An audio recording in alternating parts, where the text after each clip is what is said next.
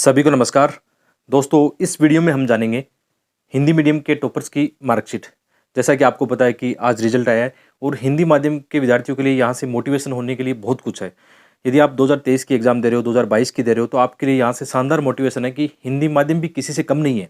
मैंने आपको पहले भी लगातार अपनी वीडियो में बताया कि यार हम कोशिश करें तो अच्छे मार्क्स ला सकते हैं। लास्ट टाइम भी हमने ऐसी स्ट्रेटेजी वाली वीडियो बनाई थी कि हिंदी माध्यम कहाँ पीछे है और इस प्रकार रवि कुमार सियाग ने इस अटेम्प्ट में ये बताया कि हिंदी माध्यम किसी से कम नहीं है और रैंक 18 लेकर आए हैं, रैंक 22 हिंदी माध्यम की आई है और भी बहुत सारी रैंक अभी आई। काफ़ी दोस्तों ने मैसेज किए कि अच्छी रैंक आई है, तो उसके बारे में और कभी देखेंगे कितने हिंदी माध्यम में सिलेक्शन हुई, अभी कोई आइडिया नहीं है। लेकिन जो मेरे पास मार्कशीट आई है अपने दोस्तों की, वो आपको साथ में शेयर करूँगा यहाँ पे और कुछ चीज़ें के बारे में हम चर्चा करेंगे। तो सबसे पहले हम रवि सियाग की मार्कशीट देखते हैं। और दोस्तों, इस चैनल पे आप नए हो तो चैनल को सब्सक्राइब जरूर करना, क्योंकि मैंने हिंदी माध्यम के लिए इतना सारा कंटेंट फ्री में पढ़ा दिया। पूरा एथिक्स, ऐसे राइटिंग, आंसर राइटिंग, सब कुछ फ्री में है यहाँ पे आपको। क्योंकि मुझे भी 3 बार आईएएस इंटरव्यू देने का अनुभव है, यानी 3 बार मेंस पास करने का अनुभव है, तो ये चीज़ें आपके काम आने वाली है। ठीक है, और वीडियो को लाइक शेयर जरूर करते रहना। तो सबसे पहले हम मार्कशीट देखें तो रवि सियाग की मार्कशीट आप देखना। इन्होंने दिखाया कि जैसे कमी कहाँ थी, हिंदी माध्यम की समस्या यहाँ पे थी जीएस के पेपरों में। ठीक है, जीएस के पेपरों में हिंदी माध्यम में ये मार्क्स लगातार कम आ रहे थे। इस बार 424 मार्क्स हैं हिंदी जीएस के पेपर में, चारों पेपर में 424 मार्क्स है। ये यहाँ पे सबसे बड़ा सुधार नज़र आता है और यही आपको करना है कि जीएस जैसे इंग्लिश मीडियम और हिंदी मीडियम दोनों में समान आप देख सकते हो। आप अभी कोई भेदभाव नहीं दिखता। पहले कई लोग बोलते थे भेदभाव होता है, ऐसा कुछ नहीं होता। मैं हमेशा से कहता आया हूँ, क्योंकि जीएस में 412 मार्क्स तो मेरे भी आ चुके हैं। तो कहाँ से भेदभाव होता है? जब मार्क्स आते हैं तब पता चलते हैं। 412 मार्क्स में पहले ला चुका हूँ, 2016 में आ चुके हैं 412। रवि सियाग की इस बार 424 मार्क्स आए और मतलब टफ मार्किंग होती है, ऐसी बात नहीं है कि ईजी मार्किंग होती है। टफ मार्किंग में इतने जीएस में ये मार्क्स बहुत बेहतरीन मार्क्स होते हैं। ठीक है, तो आपने ये देखा कि यहाँ पे बड़ा सुधार आया और ऐसे राइटिंग में हिंदी माध्यम हमेशा आगे रहा है। मैंने आपको पहले बताया कि मेरे 157 ऐसे राइटिंग में आ चुके हैं। इसके अलावा 3 बार जब मेंस लिखे, एक बार 157 आ चुके हैं और बाकी हमेशा 130 प्लस ही आए। तो हमेशा हिंदी माध्यम को ऐसे राइटिंग में अच्छे मार्क्स मिलते हैं। तो एक चीज़ आप नोटिस कर लो कि आप ऐसे में अच्छे मार्क्स ला सकते हो। जीएस में आपके अच्छे मार्क्स आ रहे हैं। ठीक है, अच्छी प्लानिंग, अच्छी रणनीति के साथ में। और रवि सियाग के इस बार नहीं, पहले भी अच्छे मार्क्स आ चुके हैं, 400 प्लस मार्क्स आ चुके हैं। इसका मतलब आते हैं, मतलब कोई भेदभाव नहीं होता। जितनी भी पूर्व धारणाएं हैं, जितनी सब निकाल दो आप अपने मन से। ठीक है, और ऑप्शनल सब्जेक्ट इनका हिंदी साहित्य है। ये ध्यान रखना, मैंने अपनी वीडियो में कितनी बार बताया है कि आप ऐसा ऑप्शनल सब्जेक्ट चुनो जिसमें आपका कंपटीशन इंग्लिश मीडियम के साथ नहीं हो। और लिटरेचर वाले सब्जेक्ट आपके लिए ऐसे सब्जेक्ट हैं जैसे हिंदी साहित्य हो गया, संस्कृत साहित्य हो गया, ये सब्जेक्ट चुनो। मैंने भी ये गलती की कि मैंने 4 मेंस अपने ज्योग्राफी से लिखे। ज्योग्राफी सब्जेक्ट लेने के बावजूद भी 3 बार इंटरव्यू में पहुंचा हूं। आप मेहनत में तो कोई कमी नहीं है। आप देख सकते हो कि ज्योग्राफी जैसे सब्जेक्ट के साथ हिंदी माध्यम में रखकर मैं 3 बार इंटरव्यू में पहुंचा हूं, तो मेहनत का तो मतलब कोई तोड़ नहीं है। लेकिन समस्या फेलियर, मेरी स्ट्रेटेजी फेल हो गई कि मुझे ज्योग्राफी लेना नहीं चाहिए था हिंदी माध्यम में। और इस बार मेरे कितने दोस्त हैं जिन्होंने ज्योग्राफी छोड़ के हिंदी साहित्य लिया या दूसरा सब्जेक्ट लिया, उनका सिलेक्शन हुआ है, मैं आपको बताऊंगा। जैसे रवि सियाग का तो तीनों अटेम्प्ट में हिंदी साहित्य रहा है और इस बार इनका हिंदी साहित्य में स्कोर आप देख लो 284 है। और 284 ऐसा स्कोर है कि जब पहले 350 आते थे ना, तो ये स्कोर मान लो 350 के बराबर गया है, क्योंकि आजकल ईजी मार्किंग नहीं होती है, टफ मार्किंग होती है, इसको मान के चलो। तो इसके अलावा इंटरव्यू में भी इनका स्कोर बहुत ही शानदार है, 171 है। शायद इनको लास्ट टाइम भी इंटरव्यू में ठीक ठाक मार्क्स मिलते तो लास्ट समय ही इनको प्रॉपर प्राइज मिल जाता। लेकिन जो होता है अच्छा होता है। देखो, आज रवि सियाग ने हिंदी माध्यम के लिए एक नया मतलब माइलस्टोन कायम किया कि जब 4-5 सालों में कोई रिजल्ट नहीं आ रहा था, तो इस बार सबके लिए खुशी की बात है। तो आपके लिए मोटिवेशन होने के लिए बहुत कुछ है। आप ये मार्कशीट देख सकते हो। आगे चलते हैं सुनील कुमार धनवंता।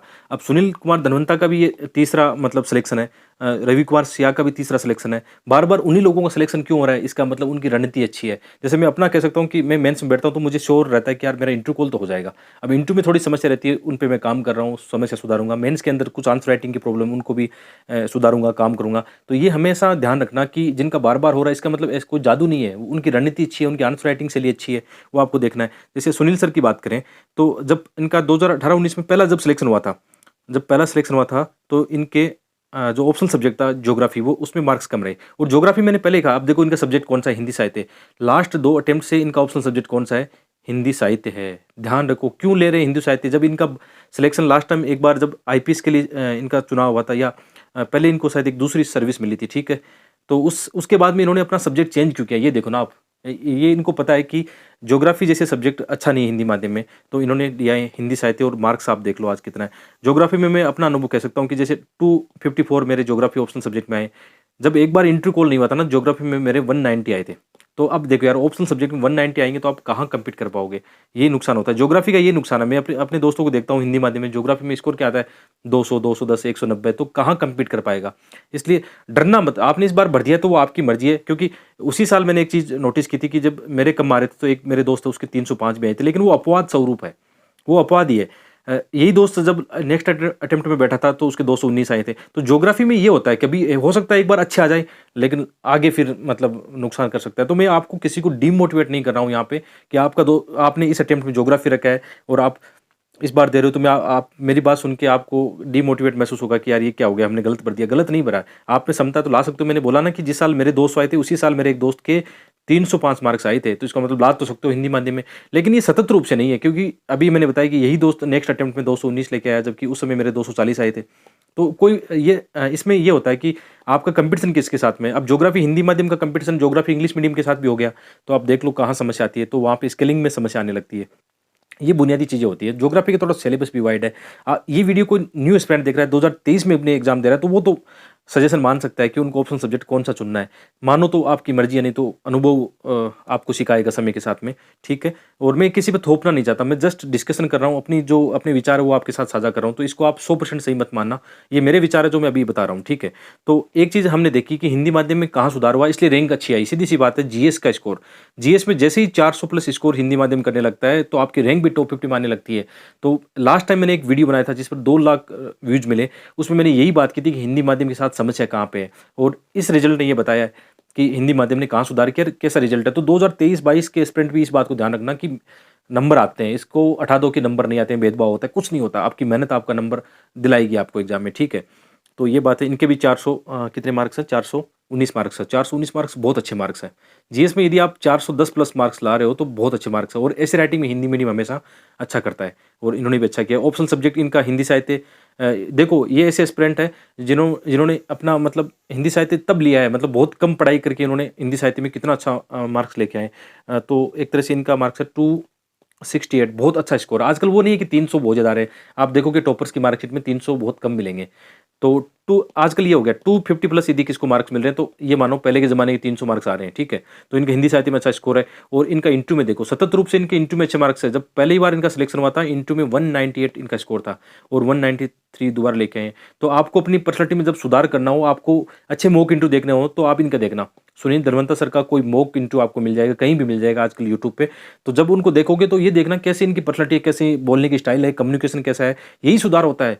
मतलब ये नहीं कि आप भीड़-चाल में कोचिंगों में जा रहे हो, ये कर रहे हो, अपना टाइम बर्बाद कर रहे हो। आप ये देखो कैसे सेल्फ स्टडी से आप अच्छे मार्क्स ला सकते हो। ये इन दोस्तों को मैं पर्सनली जानता हूँ, क्योंकि हमने कई बार इंटरव्यू भी दिए हैं साथ में। तो मैं जानता हूँ कि यहाँ पे कोचिंग की क्या भूमिका हो सकती है। कोचिंग की एक गाइडेंस की भूमिका हो सकती है, कुछ आपको कंटेंट प्रोवाइड कर सकती है, लेकिन मार्क्स लाने की क्षमता एक इंडिविजुअल व्यक्ति में होती है। वो बार-बार मेंस के आंसर राइटिंग करता है। वो इन सबको जानता हूँ, इतनी अच्छे से आंसर राइटिंग करते हैं ये। अलग-अलग कोचिंग की मार्केट से टेस्ट सीरीज़ आती है, उनको लिखने की प्रैक्टिस, या पेड कोर्स भी जो टेस्ट सीरीज़ आती है उनको भी जॉइन करते हैं। तो टेस्ट सीरीज़ पर इनका पूरा फोकस रहता है, कोचिंग की बजाय टेस्ट सीरीज़ ज़्यादा बढ़िया रहती है। बाकी ठीक है, इनकी आप स्ट्रैटेजी वगैरह यूट्यूब पे देख सकते हो कि इन्होंने कहाँ से क्या पढ़ाई की है, कैसे मतलब नोट्स बनाए हैं, सब इनके आपको यूट्यूब पर वीडियो मिल जाएँगे। तो इसी प्रकार आपको आगे बढ़ना है। अब पवन जी तो अपने एकदम दोस्त है, आपको कितनी बार यूट्यूब पे पवन जी से मिलाया है मैंने। और पवन जी का ये है कि यार एक बंदा ऐसा बंदा जिसने 2011-12 में अपनी शुरुआत की हो, अपनी जर्नी शुरुआत की हो, और आज 10 साल हो गए। सब हम दोनों ने साथ ही किए, ऐसा मान सकते हो। मुझे भी 10 साल हो गए हैं, लगभग 8-10 साल आराम से हो गए, क्योंकि इस फ़ील्ड में ये है कि मैं भी कभी शुरुआत में प्री में फ़ेल हो गया, फिर एक बार मेंस में फ़ेल हो गया, फिर 3 बार इंटरव्यू तक पहुँचा, फिर इंटरव्यू में फ़ेल हो गए। तो ये जर्नी पता नहीं चलता। हमने भी 21 साल में वही आपकी तरह जोश के साथ शुरू की थी, लेकिन कुछ खामियाँ है हमारी गलती की वजह से। हम ये नहीं कहेंगे कि हिंदी मीडियम के साथ भेदभाव होता है, यूपीएससी ने हमें इंटरव्यू में अच्छे मार्क्स नहीं दिए। हमारी कमी थी कि यार हम अच्छे से अपने आप को कम्युनिकेट नहीं कर पाए। तो हम गलती स्वीकार करते हैं, हमें सुधार की ओर जाना है। जैसे पवन जी का ये है कि इस बार पवन जी ने अच्छे अच्छे सीखा। मैं पवन जी की एक सबसे अच्छी बात बताता हूँ। पिछले 1.5 साल से एक दिन भी ऐसा नहीं था मेंस के दौरान, मैं जैसे बता रहा हूँ कि मेंस के एग्ज़ाम से पहले 1.5 साल तक लगातार इन्होंने मुझे डेली 2 क्वेश्चन लिख के दिखाए। और जैसे बीच में मैंने हिंदी माध्यम के स्टूडेंट के लिए जब मुझे समय मिला था बीच में, तो मैंने ऐसे 40 दिन का एक आंसर राइटिंग का कोर्स शुरू किया था। उस आंसर को राइटिंग कोर्स में पवन जी ऐसे ही पार्टिसिपेट कर रहे थे जैसे कोई फर्स्ट टाइम कोई तैयारी कर रहा है। तो ये परिणाम दिखाता है, क्योंकि पवन जी का पहले जीएस का स्कोर था ना, लास्ट टाइम का जीएस का स्कोर पवन जी का था 300 के अंदर। मतलब 270 के आसपास। इनका जीएस का स्कोर बहुत कमज़ोर था। निबंध में भी चलो पहले ठीक था, लेकिन इस बार भी निबंध में इनके कम मार्क्स मिले। निबंध में थोड़ा-सा और आने चाहिए थे, 20-30 मार्क्स अच्छे और आने चाहिए थे इनके। तो जीएस में ये सुधार दिख रहा है। पवन जी ने जीएस में यहाँ पे अपना स्कोर बढ़ाया है ना, कि लगभग 85 मार्क्स इनके बढ़े हैं। तो यही इनका अंतर आता है कि ये लिस्ट में, आज लिस्ट में, नहीं तो लिस्ट से बाहर हो जाते। ठीक है? तो ये फ़र्क पड़ता है कि यार कोई बंदा कैसे कर रहा है। और पवन जी ने कोई टेस्ट सीरीज़ पेड नहीं की थी। पवन जी ने पुराने प्रश्न पत्र हमेशा लिखे और हमेशा मुझे दिखाते रहे। तो मैं इनको पर्सनली जानता हूँ, इसलिए बता सकता हूँ कि कितनी अच्छी मेहनत है। अब ऑप्शनल सब्जेक्ट में लास्ट टाइम पवन जी के 301 भी मार्क्स आ चुके हैं, इस बार कम आए हैं थोड़े से। क्योंकि ये बार ये सत्य है कि हमेशा अच्छे मार्क्स नहीं आते हैं, कभी स्केलिंग होती है, कभी क्या किस तरह का मार्किंग पैटर्न रहता है, तो ये आप यहाँ से सीख सकते हो। और पवन जी का शायद एक वीडियो पड़ा है अपने चैनल पे संस्कृत का, आप देख लेना। एक चैनल पे एक वीडियो बनाया था हमने संस्कृत का, पवन जी ने बताया उसमें कैसी तैयारी करनी है। बाकी प्री के बाद में कोशिश करेंगे पवन जी संस्कृत का एक अच्छा वीडियो यहाँ पे बनाएं, और ठीक है, कभी लाइव सेशन रख देंगे आपके लिए, देखेंगे। तो संस्कृत की स्टडीज उसमें बता देंगे। थोड़ा-सा यहाँ पे थोड़ा पवन जी को मार्क्स कम मिले, लेकिन इंटरव्यू में जिनको लगता है ना, इंटरव्यू में मैं तो ये मानता हूँ कि जिनको 150 प्लस मार्क्स मिल रहे हैं तो अच्छे हैं। यदि मुझे 150 मार्क्स मिलते ना तो मैं आईपीएस होता। जिस हिसाब से आपने ये देखा होगा कि मेरी मार्कशीट देखी होगी 2016 वाली, उसमें 821 मार्क्स आ चुके हैं मेंस में, है ना। तो यदि मुझे उस साल 150 नंबर इंटरव्यू में मिलते तो मैं भी आईपीएस होता। तो मेरे लिए तो 150 प्लस भी इज्जत वाला मामला होता है कि यार 150 भी होते ना, तो ये होता है। तो इंटरव्यू में पवन जी को 173 मार्क्स बहुत अच्छे मिले। लास्ट टाइम पवन जी को 190 मिले थे, तो 173 कम नहीं है। मतलब पवन जी इस लिस्ट में है, तो ये मान सकते हो इंटरव्यू की बड़ी भूमिका है। और मैं देख रहा हूँ पिछले 3-4 साल का एक पैटर्न चेंज हुआ है कि यूपीएससी इंटरव्यू को बहुत ज़्यादा वेटेज दे रहा है, क्योंकि मेंस के अंदर जो रिटर्न में मार्क्स है वो घटने लगे हैं। पहले ये होता था कि रिटर्न में बहुत ज़्यादा मार्क्स आते थे, तो इंटरव्यू में बहुत कम मार्क्स भी होते थे, तो सिलेक्शन होता था। लेकिन आजकल थोड़ा-सा ये देख रहे हैं कि कट ऑफ भी, मोस्ट ऑफ स्टूडेंट कहाँ इकट्ठे हो जाते हैं, कट ऑफ के आस-पास इकट्ठे होते हैं, तो वहाँ पे इंटरव्यू फिर क्या बड़ी भूमिका निभाता है। तो ये आप देख सकते हो। और लास्ट में हम देखते हैं मनोज कुमार, रैंक अच्छा से अच्छा है। तो ये मनोज भी हमारे ही फ्रेंड है, और ये भी रविसिया के साथ ही पोस्टेड है अभी। लास्ट टाइम भी मनोज का सिलेक्शन हुआ था। तो ये रविसिया और दोनों साथ में हैं, जो डिफेंस अकाउंट सर्विस है उसमें, आईडीएएस में। और मनोज का थोड़ा ये है कि इस बार कम रहा। इसकी वजह क्या है? थोड़ा-सा एक तो ये कि मनोज ने ज्योग्राफी छोड़ के पहली बार हिंदी साहित्य से लिखा है ये। थोड़ा-सा तो इसमें थोड़े से कम मार्क्स हैं, लेकिन ठीक है, फिर भी ज्योग्राफी की तुलना में अच्छे मार्क्स हैं, कह सकते हैं हम। और बाकी थोड़ा-सा जीएस में, निबंध में इनका अच्छा रहा है। मनोज के निबंध में एक बार 161 भी आ चुके हैं, 161 भी निबंध में आ चुके हैं।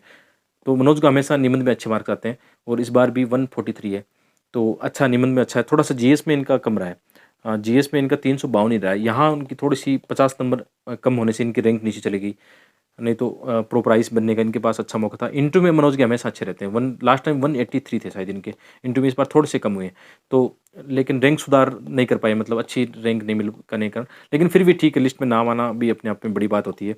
तो अभी मेरे पास जो भी मार्कशीट आई थी दोस्तों की, वही मैंने शेयर की है।